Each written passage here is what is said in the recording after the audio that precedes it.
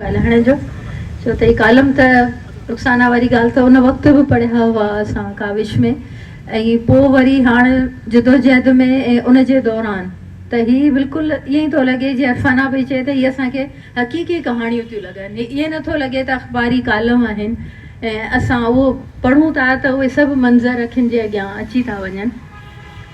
तो मुख़्तसिर करे वठंदसि अहिड़ी ॻाल्हि कोन्हे।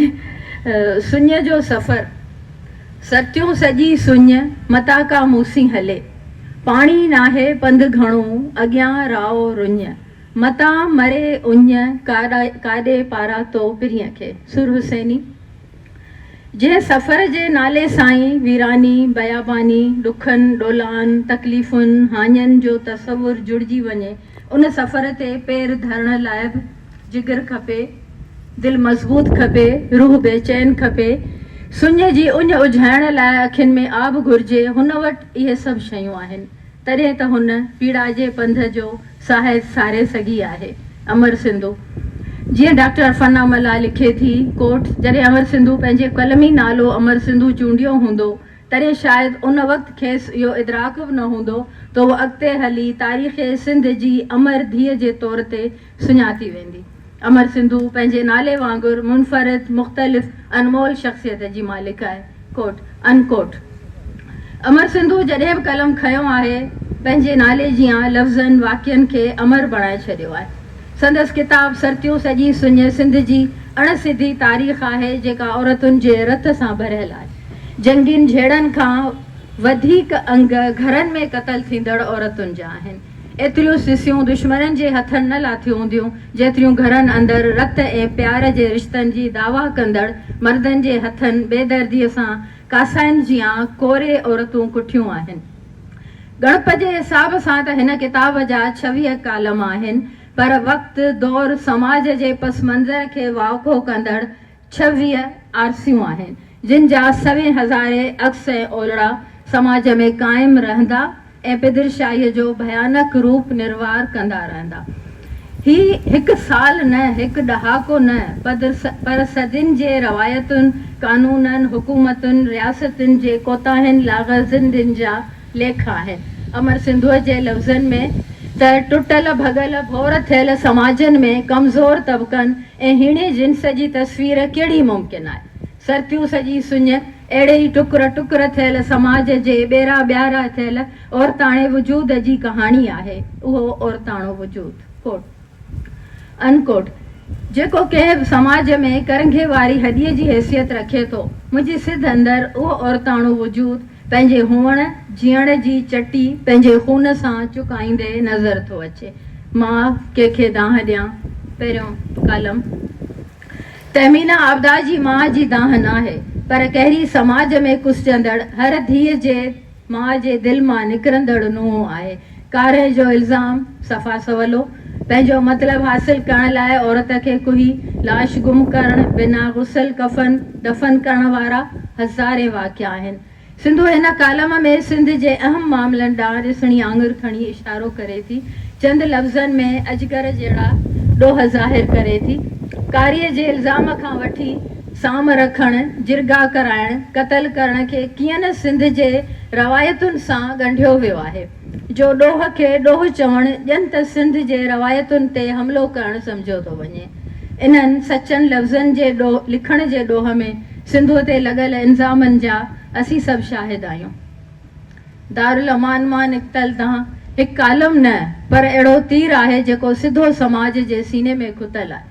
सिंधु लिखे थी ही फ़रियाद दरअसल इन निधकड़ाइप जो आहे जेका वजूद जूं समूरियूं अकेलायूं खणी दारुल अमान जे दर ते पहुचाई थी वञे। अगवा थींदड़ रेप थींदड़ खुला वठंदड़ हर औरत चालू आहे। जेसीं ताईं उहा हीणे तबिके सां तालुक़ रखे थी उहा ज़माने जी तय थियल अख़लाक़ियात आहे। ज़माने जी इन तय थियल अख़लाक़ियात में औरत फितनू आहे, औरत जहन्नमी आहे। बिल्कुलु ईअं जीअं कमज़ोर ज़ातियूं हीणा तबिका अछूत बणाया वञनि था। समाजी अख़लाक़ियात हमेशह ज़ोरावर ताक़तवर ई तय कंदा आहिनि। उहा बि पंहिंजे लाइ कतई तौर ते न, पर फ़क़ति उन लाइ जेके कमज़ोर आहिनि, हीणा आहिनि, बेताक़त बेहथियार आहिनि। अगवा थींदड़ औरत, रैप थींदड़ औरत खुला वठंदड़ औरत जी जाइ जॾहिं पंहिंजे घर में न हुजे त समाज त अञा संदसि अकेलाइप खे सोढ़ो कंदे संदसि जिस्म में पूरे थो छॾे। पोइ जिते कंहिं बि जे दिलि कंहिं बि घर भाती कंहिं बि हमदर्द साथीअ सां ॿ टहिक गॾु ॾेई खिली सघिजे, न गोॾो गोॾे सां मिलाए राज़ो न्याज़ वारियूं रूह रचंदियूं करे सघिजनि, न सूर सले सघिजनि, न ॾुख ओरे सघिजनि, बसि अकेलाइप जो क़ैद उते ॾाढाई ज़ोर ज़बरदस्ती जी कहिड़ी दाह कूक थींदी। उते मार मोचड़े थुक भॼे ते केरु संदसि फरियाद ॿुधंदो। निंड कड़ाइप जे देश में हू फ़क़ति तमाशो थी सघनि थियूं। का तमाशबीन अखि उन रौशे उन खेल तमाशे जियां इंजॉय करे थी, का वरी फितरत जे समाज जे इन तमाशे ते बि ॻोढ़ा ॻाड़े तौबा जो दर वठे। को बि कुल्हो टेक सहारे हमदर्दी साथी बणजण जी आछ में अॻिते नथो वधे। फरियाद बसि अलफ़ सीन शीन जो आहे। नाला नथी लिखां, मंझान खे रोईंदे चवनि थियूं, ॾिसो ज़ुल्म ॾिसो, नाहक ॾिसो। साह बचाए निकितियूंसीं त इज़तुनि खां बि वयूंसीं, इज़तुनि खे बचाए भॻियूंसीं त तमाशो थी वयूंसीं। इंसाफ़ त ॾिसो, ज़ुल्म बि असां ते कयो वियो, तमाशो असां ते बनायो वियो। अमर सिंधू जा लफ़्ज़ आहिनि जंहिंमें मुख़्तसिर दारुल अमान में जिन छोकिरियुनि जा रेप थिया उन्हनि जे हवाले सां कालम आहे। अहवाल दारुल अमान जो आहे जंहिंखे हिफ़ाज़त जो घर चयो थो वञे। औरत किथे महफ़ूज़ आहे? जिन जायुनि खे औरत लाइ इंतिहाई महफ़ूज़ चयो थो वञे उतां रह ने रसियुनि सां टंगियल लाश था मिलनि। घर हुजनि या दारुल अमान हुजनि, सिसियूं लथल, सीना चिचरियल, बिना हथनि पेरनि जे टुकर टुकर इंसानी धड़ उछलिया था वञनि। सिंधु जो कालम न सिर्फ़ु उन वक़्त जे अहम दर्दनाक वाक़िअनि खे पंहिंजे कलम सां अमर बणायो आहे, पर हुकूमती इदारनि जी पथ वाउखी करे उन्हनि खे बहितरीअ जा गस बि ॾेखारे थी ऐं उन्हनि खे पंहिंजा फ़र्ज़ यादि ॾियारींदी थी हले। शादियुनि खां पोइ घरनि मां जनाज़नि निकिरण वारी माइटनि जी दुआ कुझु दर्दनाक तरीक़नि सां पूरी थियण लॻी आहे। नंढी उमिरि जी शादी, संग चटी में ॾिनल धीअरुनि जी दर्द कथा लिखण जो हक़ बि सिंधुअ जे कलम अदा कयो आहे। 15 मासूम नियाणियूं, मासूम ॿारड़ियूं जिन खे कुते गॾह जे मामले निबराइण जे लाइ 15 छोकिरियुनि खे सरदार संग चटी ॾियण जो फ़ैसिलो कयो। समाज में औरत लाइ मोहबत ॾोह आहे। प्यार करण जे ॾोह में मारिजी वियल औरतुनि जी कथा लिखंदे सिंधुअ खां नसीमा बारेचो किथां थी विसरी सघे। सिंध बलोचिस्तान जे सरहदुनि में यकीनन लखें लाश लिकियल हूंदा। यूनिस ऐं नसीबा खे त पुलिस हिफ़ाज़त मां आणे क़त्ल जो हर तरीक़ो उन ते आज़मायो वियो। ज़हर ॾिनो वियो, घुटा ॾिना विया, आख़िर में गोलियूं हणी उन्हनि गोलियुनि सां आज़मायो, उन खां ज़िंदगी फुरी वई। यूनिस रूपोश थी वियो। सिंधु औरतुनि सां थींदड़ हाञनि खे अहिड़े तरीक़े सां चिटियो आहे जो इहे लफ़्ज़ दिलि ते नक्श थी ज़हननि खां मुनकिस थींदा रूह ते निर्वार थियनि था। कारियुनि जा क़त्ल, जिन्सी ॾाढाई, जिरगा, फ़ैसिला, हिरासमेंट, पुलिस जे रवैयनि, सियासतदाननि जी सोच ऐं उन्हनि जे औरतुनि जे मामलनि खे नज़रअंदाज़ करण वारी रिवायत, समाज में माण्हुनि जी बेहिसी ऐं मुतासिर औरतुनि जी बेवसी ज़ाहिर करे समाज जी खूनी तारीख़ रक़म कई वई आहे। कारियुनि जे फसल लुणण जी मौसम में सिंधुअ जे तिखे कलम समाजी बेहिसी हुकूमती नज़रअंदाज़ुनि ते खुली सवाल उथारिया आहिनि। भाउ तां भेण जे क़त्ल वारे वाक़िए खे पहले पंहिंजे कलम ज़रिए ईअं निर्वार कयो आहे जो उन्हनि जी गूंज ऐवाननि ताईं पहुती ऐं उन्हनि ते असर बि थियो। औरत जो विकिरो, कारीअ खे ॻाढ़ो करे विकिरो करण जो पुण नफ़ो ॾींदड़ कारोबार जेको सिंध में मंता हासिल कंदड़ रीतुनि रस्मुनि जे तक़दुस जे ॼार में लिकल आहे, उन ते सिंधुअ खुली लिखियो आहे। ही समाज जा उहे नासूर आहिनि जिन खे लिकाए लाइलाज मर्ज़ बणायो वियो आहे। सिंधुअ इन नासूरनि खे पधिरो कंदी रहे थी। सिंधुअ जे लफ़्ज़नि जी चूंड ऐं डिक्शन कमाल जो आहे। लफ़्ज़नि जी उणत, तशबीहूं बहितरीन तरीक़े सां इस्तेमालु थियल आहिनि। लफ़्ज़नि जो तिलिस्म एतिरो सघारो जो हर मंज़र अखियुनि जे साम्हूं चिटो थी थो बीहे। रेलवे स्टेशन जी पटड़ीअ ते डुकंदे डुकंदे संदसि साह चढ़ियो हूंदो, हूअ सहकी हूंदी, हूअ थाबड़जी किरी हूंदी। हुन जे हथनि भाउ खां पंहिंजी हयातीअ लाइ ॿाॾायो हूंदो। उन्हनि ई हथनि सां हुन भाउ खां पंहिंजी हयातीअ जी भीख पिणु घुरी हूंदी। भाउ जी अखियुनि में पिणु रतु लथल हो। सिंध में उन्हनि अखियुनि खे गैरती अखियूं सॾियो वेंदो आहे जिन में भेण जे क़त्ल जो जुनून सवार हुजे। Quote unquote. सिंधु हिन मुख़्तसिर किताब अंदरि औरतुनि सां थींदड़ तशदुद जे मुख़्तलिफ़ वाक़ियनि खे बयानु कयो आहे। सचपच त इहे सिर्फ़ आम लिखणियूं न आहिनि, ही आत्म कथाऊं आहिनि। हिननि में किरदार आहिनि जेके जीअण जी हसरत में मारिया विया, किन खे जीअरे ई मरण जहिड़ो कयो वियो। मूंखे यकीन आहे त इन्हनि मां 80% किरदारनि सां सिंधु जी मुलाक़ात थी हूंदी। वुमन सेक्शन फोरम जी हलायल दस्तख़ती मुहिम हुजे, धरतीअ दयाणियुनि जो क़त्ल आम बंदि करियो मुहिम हुजे, सिंध जी कुंड कुड़छ जा सफ़र कंदे या कंहिं मज़लूम जे सॾ ते पंहिंजे सुञ जे सफ़र जे सथ खे साण करे दर दर मारुनि जा वाक़ा ॿुधण सिंधु ज़रूरु पहुचंदी आहे। ही मुशाहिदाती तासरात कमरे में जे अंदरि वेही लिखियल नाहिनि, इन करे ई दिलि रूह ते गहरो असरु छॾींदड़ आहिनि। मूं सिंधुअ खे मारिजी वियल छोकिरुनि जे माउरुनि खे, रेप थियल छोकिरुनि खे, उन्हनि जे माउरुनि भेरुनि खे ॿाहुनि में लिकाए उन्हनि सां गॾु लुड़क लाड़ींदे खोड़ दफ़ा ॾिठो आहे।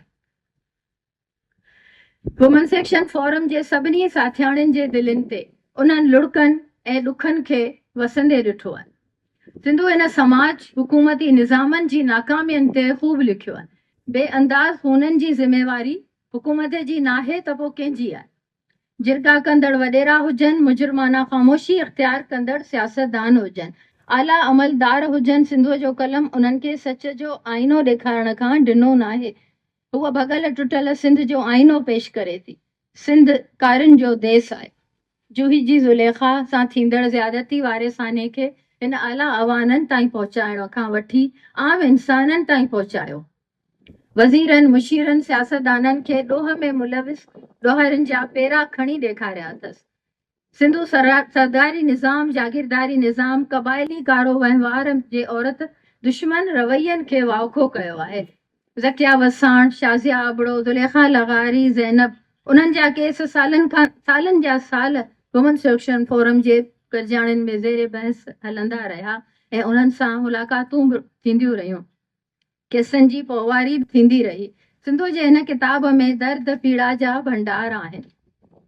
सिर्फ़ु हिकु केस खे ई जेकॾहिं केस स्टडी करे हुकूमती ऐवाननि जे हवाले कजे त खेनि पतो पइजी वेंदो त हिकु औरत जे क़त्ल, रेप जे ॾोहारनि खे बचाइण लाइ तहफ़ुज़ ॾियण जा केतिरा न सगारा निज़ाम मौजूदु आहिनि, जॾहिं त इंसाफ़ जे रस्तनि ते वासीगनि जा पहिरा आहिनि। ज़ुल्म जे नाकामियुनि जे सबबनि जी ॼाण हूंदे बि सिंध में अमन जे लाइ जाखोड़ जारी आहे। हीअ सिर्फ़ु औरतुनि जा इशू न आहिनि, ही समाजी मसइला आहिनि, ही सियासी मसइला आहिनि। औरत जा इशू चई कनटार कंदड़नि खे सम्झणु घुरिजे। औरत जी समाजी बीहक कंहिं बि समाज जे तहज़ीब याफ़्ता हुजण जी सनद हुजे थी। बाशऊर मर्दनि जा हथ कॾहिं बि औरतुनि जा कंध कोरण लाइ उभा नाहिनि थींदा। हुकूमतूं, रियासतूं फ़र्दनि जे तहफ़ुज़ तरक़ीअ जूं पाबंद हूंदियूं आहिनि।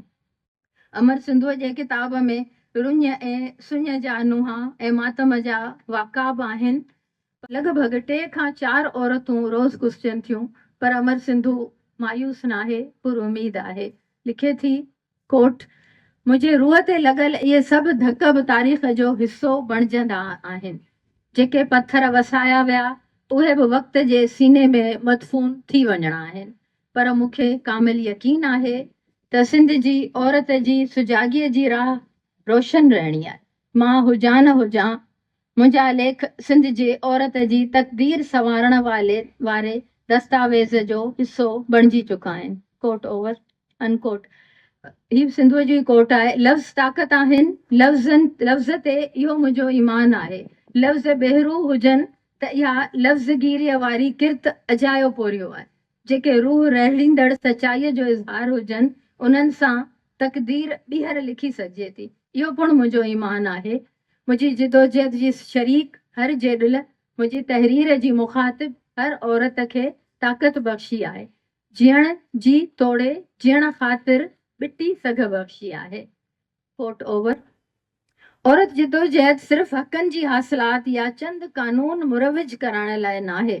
औरत जिदोजहद जा सवे रुख आहिनि। असांजी जिदोजहद समाजी सियासी तौर ते सघारे समाज लाइ, जिते फ़र्दनि खे आज़ादीअ सां जीअण जो हक़ हुजे। समाजी तरक़ीअ लाइ ताक़त जो तवाज़ुन ज़रूरी आहे। उन तवाज़ुन जी बरक़रारीअ लाइ अमर सिंधु कलमी तोड़े अमली जिदोजहद जारी रखंदी अचे ऐं असीं संदसि सुञ जे सफ़र जा साथी उञ ऐं रुञ खे नख़लिस्तान बणिजण लाइ महव इंतज़ार आहियूं।